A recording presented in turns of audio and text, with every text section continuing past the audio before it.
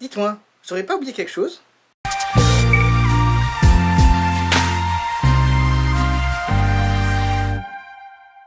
Alors, j'ose espérer que ça ne vous aura pas échappé, mais 2017, c'était une année hyper riche en termes auto.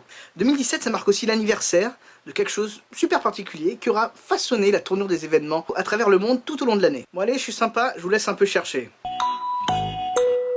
Bingo! 2017 marque l'anniversaire des 70 ans de la marque italienne la plus mythique, j'ai nommé Ferrari. Et oui, 1947, c'est la date à laquelle la première auto frappée d'un cheval cabré sur fond jaune fait son apparition dans le monde. Je vous parle évidemment de la Ferrari 125S, qui aura été entre guillemets la star cette année. Elle a été mise de pair avec la dernière Ferrari issue de Maranello, la Ferrari Aperta. Il s'agit tout simplement de la version cabriolet de la Ferrari Super exclusive, conçue spécialement pour célébrer le 70e anniversaire. Ouais, c'est bon, je vous vois venir. Ouais, mais non, mais là, la Ferrari Aperta, c'est pas la dernière Ferrari, nanana. Entre-temps, il y a eu la 812 Superfast, ou même la Portofino, blablabla. Ok, vous avez pas tout à fait faux, mais vous avez pas tout à fait raison non plus. Car mine de rien, fallait bien trouver une voiture étendard pour les 70 ans, et entre vous et moi, je vois pas quelle autre voiture, à part la Ferrari Aperta. Du coup, l'année 2017 a été rythmée de nombreux événements à travers le monde, dans tous les pays où la marque était implantée, que ce soit en Malaisie, Indonésie, États-Unis, j'en passe, même en France, ici, au fameux circuit Paul Ricard, d'ailleurs j'y étais. Mais aussi Belgique, Royaume-Uni, bref. Mais qu'en est-il de la mère patrie, l'Italie? Car oui, on pourrait logiquement s'imaginer que les célébrations du 70e anniversaire de Ferrari, chez eux, en Italie, à la Casa, seraient forcément inoubliables, absolument incroyables. Ben oui et non. Faut dire que la marque souhaitait certes marquer le coup, mais de façon quand même un peu intimiste. Bon allez, je suis de mauvaise foi, c'était quand même grandiose, et ce malgré la pluie. Des rallyes partant de toute l'Europe, que ce soit de Suisse, d'Angleterre, de Monaco, ont rallié Maranello. Il y a eu sur le chemin des expositions de voitures venues de tous les coins de l'Europe, voire même du monde, parfois même du Japon, c'était assez incroyable. Et il y a même eu un concours d'élégance le dimanche.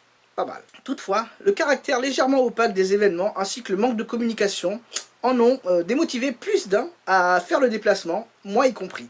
Malheureusement. Et pourtant, j'en connais des tifosi hardcore. Hein. Alors quand bien même je n'étais pas là physiquement, mon cœur, lui, y était, croyez-moi. Mais pas que. On m'a envoyé pas mal de photos et de vidéos sur place. Du coup, je me suis dit, bon, on va quand même vous faire partager un petit peu ça, mais de façon un peu différente. Donc ce que je vous propose, c'est de faire un top 5 des meilleures voitures du week-end pour moi à Maranello. Vous en pensez quoi? Alors, on commence par the best of the best, à mes yeux, la Ferrari Aperta Bleu Tour de France.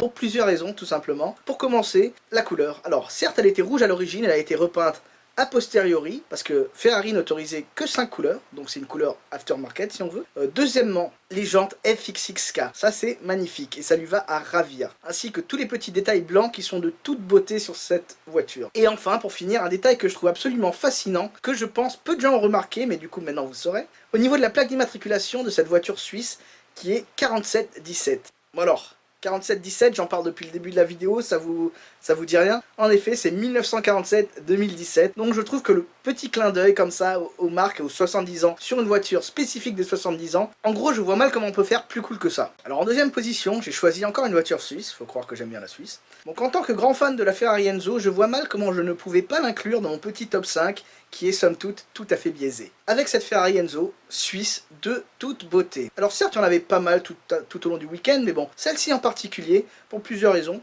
notamment parce qu'elle avait un intérieur marron de toute beauté, ou le fait qu'elle était accompagnée pendant tout le week-end d'une Ferrari F50. Moi, je trouve quand même que c'est pas mal. En troisième position, la Ferrari 412P jaune, qui était absolument incroyable. Alors notamment pour sa ressemblance avec les Ferrari 330P, dont elle est une version client, version route, version client, on va dire ça comme ça. Alors il n'en existe que très peu au monde, hein. Mais ce qui m'a vraiment séduit tout au long de ce week-end, en fait, et de toutes les photos qui en ont découlé, c'est d'un point de vue esthétique, sa mise en scène. Donc une voiture jaune, posée sur la piste de Fiorano, sur un logo Shell énorme, à même le sol, je trouve ça visuellement. En quatrième position, la Ferrari F12 TDF, écurie Francorchamps. Vous aurez remarqué que le TaylorMade prend une place quand même assez significative dans mes voitures préférées, dans mes tops de façon générale. Et celle-ci, notamment, est le parfait exemple de la personnalisation poussée à l'extrême et de bon goût de surcroît. Alors, elle a été imaginée pour ressembler à la Ferrari 330 P4 qui a couru aux 24 heures du Mans en 1967, châssis 0856. Vous savez tout. Last but not least, la Ferrari 488 GTB Pioneer. Encore une fois, du tailor-made. Alors c'est une voiture qui ne m'est pas inconnue, à vous non plus d'ailleurs. Je l'ai vue rouler pas mal de fois sur circuit, sur route ouverte.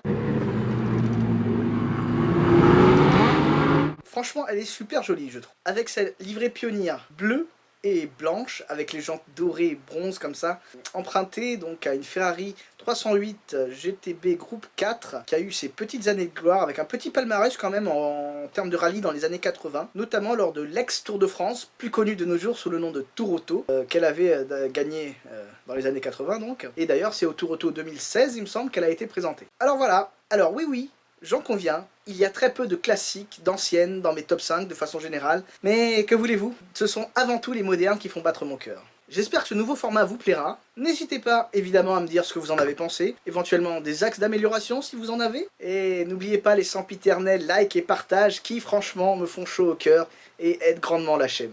Sur ce, je vous dis à très bientôt, allez ciao.